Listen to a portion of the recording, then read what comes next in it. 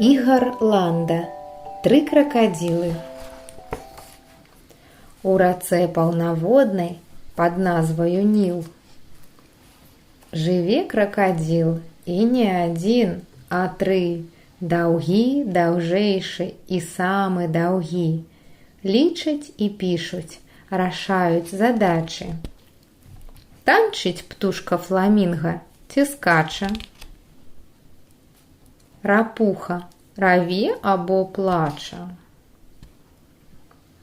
Ці робіцца плыткім балота, калі таўстыя 7 бегемотаў? Як кубкі, як бонды, як князі з гразі вылазяць.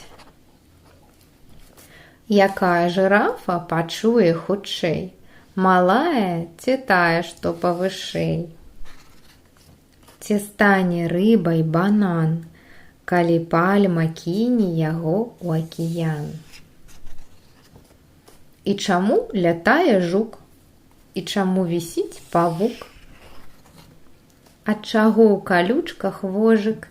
Ад чаго ў аблоках дожджык? І чаму усе папугаі падцвеліваюць і паўтараюць? А чаго ў кракадзіла для палёту мала сілаў, бо ён большы за жука, за арла і за чаплю? Якая стаіць шэрай кропляй у вадзе на адной назе, усё марыць і нешта пяе. Можа, гэтага нам не стае. На пальме бананаў з 200, а малпа адна, ці зможа іх з'есці? Адзін насарог нясе адзін рог.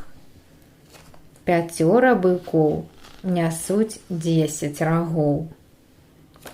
Малпа бананамі снедае, колькі іх з'ела, хто ведае? Кожную раніцу ў дробных травінках катаюцца кропелькі сонца ў расінках, а кветак і фарбаў столькі ж у іх, як белых зубоў у пашчах даўгіх.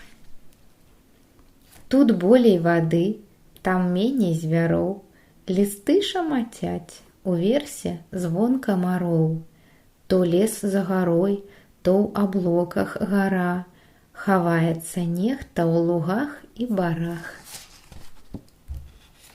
І кракадзіл не адзін, а 3. Даўгі, даўжэйшы і самы даўгі.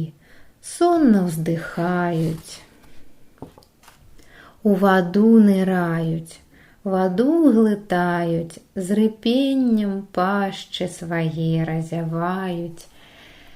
І пазяхаюць, і засынаюць, і дзень растае. На ўсе пытанні часу не стае.